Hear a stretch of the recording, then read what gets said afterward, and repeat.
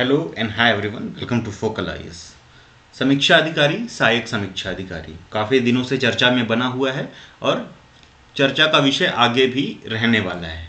ठीक है, क्योंकि बहुत ही जो है ये डिमांडिंग पोस्ट है समीक्षा अधिकारी की।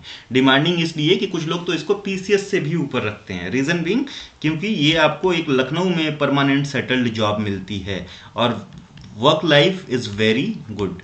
ठीक है, वर्क लाइफ वेरी गुड है। अगर आप एक जगह सेटल्ड होकर काम करना चाहते हो तो इससे अच्छी मेरे ख्याल से जॉब अपॉर्चुनिटी नहीं है। और आज की डेट की बात करें तो this is the one of prestigious job, जो कि आप देखोगे कि मेंस की भी बात करो तो 2 दिन का मेंस होता है, 1 दिन का प्रीलिम्स होता है। ठीक है, और प्रीलिम्स मेंस में भी प्रीलिम्स का 50% का सब्जेक्ट आता है, यानी इससे बेहतरीन मौका नहीं मिलने वाला है। अब बात करते हैं कि एग्ज़ाम भाई कब होगा। 2023 की वैकेंसी है, 24 में एग्ज़ाम हुआ, कैंसिल हुआ, फिर से रे एग्ज़ाम की तारीख पे तारीख पड़ी जा रही है। ठीक, कमेटी गठित हुई, कमेटी का कोई अभी तक क्लियर निर्णय नहीं आया है। लेकिन जो यूपीपीएससी आयोग ने अपना कैलेंडर जारी किया, उसमें कुछ जो है प्रस्तावित तिथियां, जो रिजर्व डेट्स रखी हैं, उसमें पहली हमको डेट जो है 27 अप्रैल को मिल रही है। और हमारे पूरी जो है उम्मीदें हैं कि ये जो समीक्षा अधिकारी का एग्ज़ाम होगा ये 27 अप्रैल को ही होने चाहिए।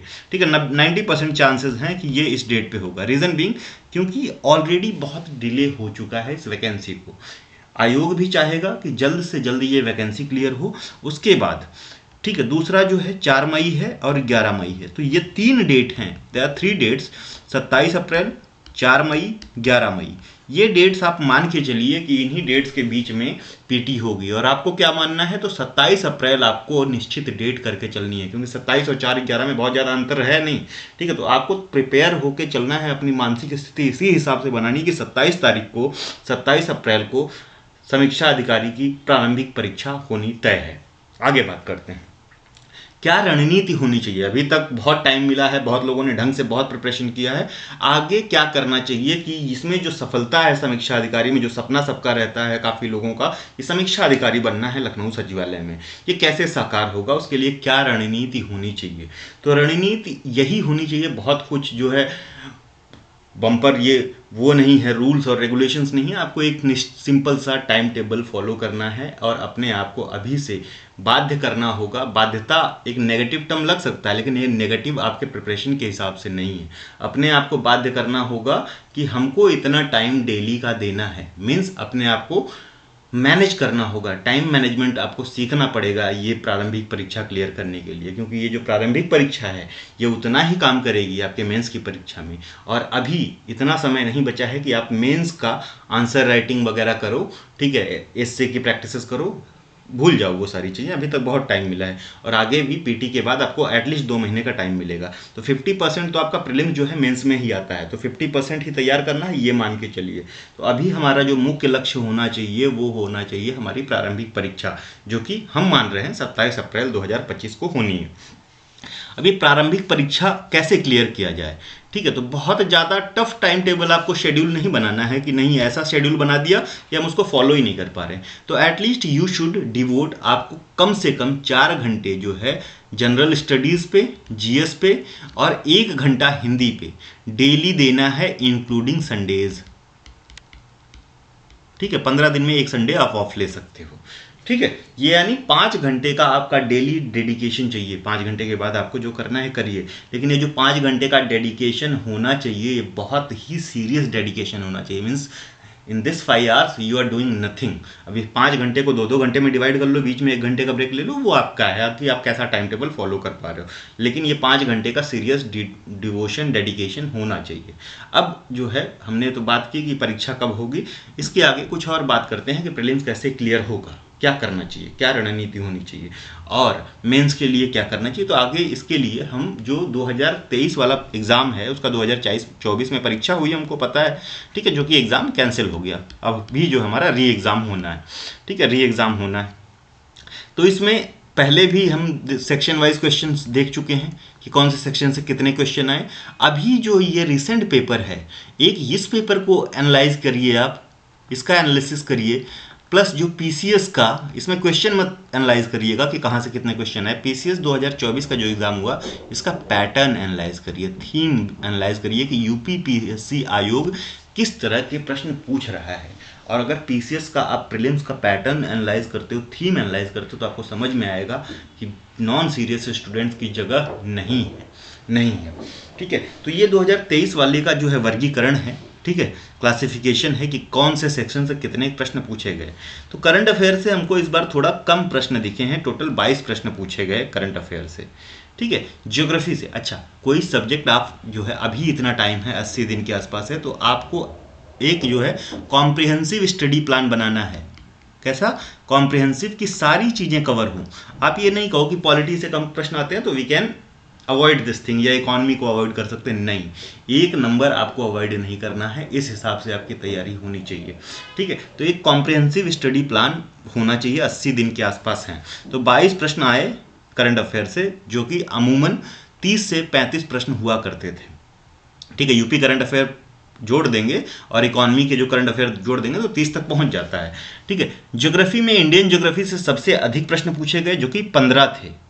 ठीक है, जो कि बहुत अच्छे खासे नंबर हैं।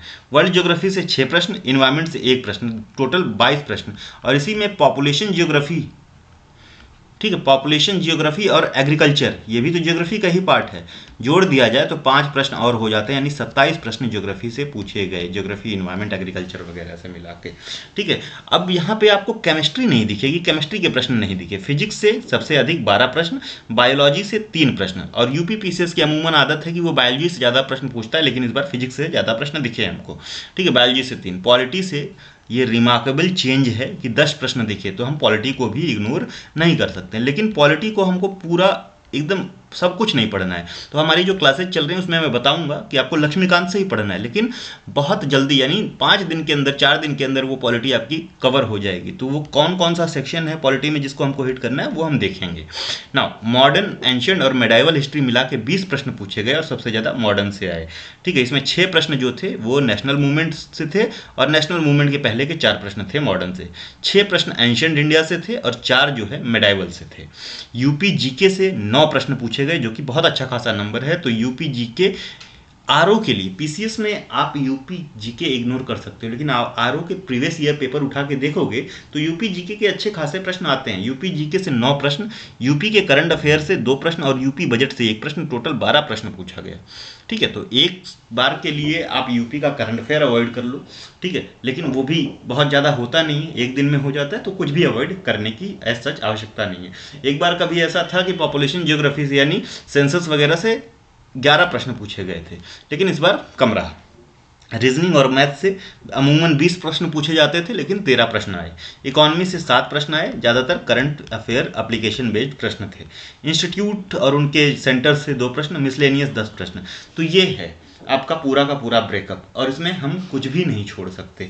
हमारा जो टारगेट होना चाहिए जीएस में, लोग कहते हैं कि हाँ 80 प्लस होना चाहिए, मैं कहता हूँ 85 प्लस का टारगेट हमको लेके चलना है, कि हमको जीएस में लेके आना है 85 मार्क्स आउट ऑफ 140, नेगेटिव वगैरह काट के, जो कि बहुत क्यूम्बरसम टास्क है। लेकिन हम 85 का टारगेट अगर लेके चलते हैं, उसी हिसाब से डेली की प्रिपरेशन चलती है हमारे शेड्यूल टाइम टेबल के हिसाब से, तो एटलीस्ट कहीं नहीं तो 80-75 के बीच में तो आ ही जाएगा। ठीक है, और हम 80 मान रहे हैं, 80 आ जाएगा। अब दूसरा जो सेक्शन बचता है वो बहुत ही इंपॉर्टेंट सेक्शन है, हिंदी। 6 टॉपिक्स हैं, 60 नंबर हैं, और अमूमन लोग इसमें 55 नंबर लेके आते हैं जिनका सिलेक्शन होता है। कुछ लोग 60 भी लेके आते हैं, 58 नंबर लेके आते हैं। ठीक है, तो ये जो है करना बहुत ज़रूरी है। तो हिंदी कैसे करनी है? तो हिंदी को मैंने बोला कि 1 घंटा डेली देना है, 5 घंटे का टाइम टेबल, तो at least you should devote 1 hour to Hindi only.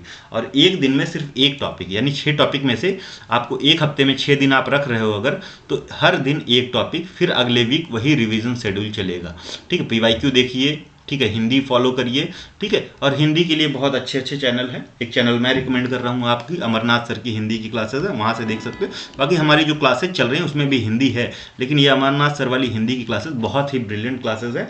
तो अभी तक जो मैंने पाया, बहुत लोग डिकोड वगैरह, नाम नहीं लेना चाहिए, हिंदी करवा रहे हैं, उनकी भी बहुत अच्छी है। ठीक है, पर्सनली प्रमोट कर रहा हूँ अपने चैनल पे, तो उनकी भी हिंदी की क्लासेस अच्छी हैं। लेकिन ये जो अमरनाथ गुप्ता वाली क्लासेस हैं, these are the best classes of Hindi. So यहाँ से आप हिंदी कर सकते हो। ठीक है, तो 55 नंबर एटलीस्ट हमको लेके आना है। तो 80, 55, 135 कट ऑफ क्लियर। 140 का टारगेट हम 85 इसीलिए रख रहे हैं, 85 और 55 का टारगेट होना चाहिए कि 140 नंबर आ जाए। ठीक है, 140 नंबर आए। अभी 140 नंबर आएगा कैसे? और फोकल आईएएस यहाँ पे क्या कर रहा है। तो फोकल आईएएस की एक बैच अभी ऑनगोइंग है, ठीक है। और इसमें जो सबसे पहली चीज़ हमने रखी है वो 25,000, क्लियर बता रहा हूँ, 25,000 प्रीवियस ईयर क्वेश्चंस का डिस्कशन जो कि UP public service commission, Uttar Pradesh लोक सेवा आयोग ने 1990 से लेके अभी तक जितने भी प्रश्न पूछे हैं अपने अलग अलग एग्जाम में, सबका डिस्कशन हो रहा है। हिस्ट्री का डिस्कशन ऑनगोइंग है। 5 क्लासेस आपके यूट्यूब पे है, तो आप वहाँ से जाके देख सकते हो। दूसरा है complete current affair, national, international, UP etcetera, UP GK, UP current affairs. उसके बाद जो है जीएस की special classes plus test series. ये एक कॉम्प्रिहेंसिव प्रोग्राम है, ठीक है, जो कि 140 प्लस बैच आर ओ ए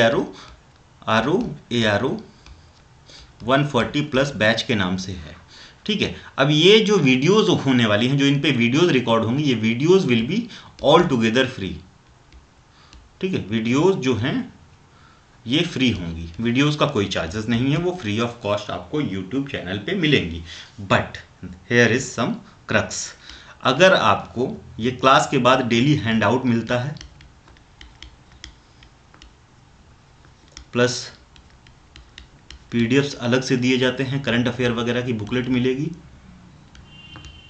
और test series plus daily 20 quizzes हैं, इनमें सम्मिलित होना है, ठीक है। तो आपको एक जो है प्लेटफॉर्म फी देनी पड़ेगी, उसकी जो जानकारी है हमारी पिछली वीडियो में है, वहाँ पे आप जाके देख सकते हो, जो कि ये सारी चीज़ें समझाई हुई, यहाँ पे वो चीज़ रिवील नहीं करना चाहिए, ठीक है। तो वहाँ पे आप जाके देख सकते हो। और ये सारी चीज़ें करने के बाद दिस इज़ 100% गारंटी, अगर आप डेडिकेटली 5 घंटे डेली देते हो तो आपका सिलेक्शन कोई नहीं रोक सकता। और बिलीव मी, अगर आप अपने मन से आके कह रहे हो कि हाँ मैंने ये किया है, तो आपका सिलेक्शन होना तय है, ठीक है। हमसे कनेक्ट करने का ये तरीका है, टेलीग्राम चैनल का लिंक ये है, ठीक है। फोकल आईएएस जो है यूट्यूब चैनल है जिस पे आप देख रहे हो, और simply you can email us also, ठीक है। तो ये ईमेल एड्रेस है, बस इतना ही रहा। मेंस की बात है तो मेंस में ऐसे ही हमको पता है कि ये जो 140 नंबर है पीटी का, ये जो है पीटी कह रहे हैं 200 नंबर जो है पीटी का, ठीक है, ये आपको मेंस में देखने को मिलेगा, ठीक है। तो 50% मेंस तो यहीं कैटर हो रहा है, बाकी का मेंस का पीटी के बाद हम अलग से बैच चलाएंगे। तो ये जो 140 प्लस बैच है, इसकी वैलिडिटी जो रहने वाली है, वो रहने वाली है अप टू आरओ मेंस, ठीक है। तो ये कॉम्प्रिहेंसिव प्रोग्राम है, सिर्फ प्री के लिए नहीं है, ये मेंस के लिए भी है, आरओ मेंस के एग्जामिनेशन के लिए। और जो लोग इस बैच में इनरोल हो रहे हैं, they are getting enrol automatically, उनका स्वतः जो है इनरोलमेंट हो रहा है पीसीएस 2025 के फाउंडेशन बैच में, ठीक है, फाउंडेशन बैच में। और बहुत ही कम फी स्ट्रक्चर है फाउंडेशन बैच के लिए कोई, ठीक है। तो पीसीएस 2025 के प्रीलिम्स के लिए, ठीक है, फाउंडेशन बैच सिर्फ प्रीलिम्स का है, कहना थोड़ा सा अजीब है, लेकिन ये प्रीलिम्स के लिए ऑटोमेटिकली उनका एनरोलमेंट पीसीएस 2025 के प्रीलिम्स तक हो रहा है। अदरवाइज जब ये आरओ की बैच खत्म होगी तो there will be a separate batch for PCS prelims, ठीक है। नाम क्रैश कोर्स है, but this is not a crash course, ये कंप्लीट कॉम्प्रिहेंसिव प्रोग्राम है for your RO 2024 and PCS prelims 2025। इतनी ही जानकारी आज के लिए थी, धन्यवाद, thank you, thanks for watching. 27 अप्रैल आपको मान के चलना है कि आपका एग्जाम इसी दिन होगा, ठीक है। बहुत जाएगा तो 11 मई तक जाएगा, इससे ज़्यादा डिले नहीं होगा, तो बहुत कम दिन बचे हुए हैं, अभी से सीरियस हो जाइए। नॉन सीरियस कैंडिडेट अगर जरा सा भी कोई नॉन सीरियस रहता है तो 100% सिलेक्शन नहीं होना है। थैंक यू, धन्यवाद।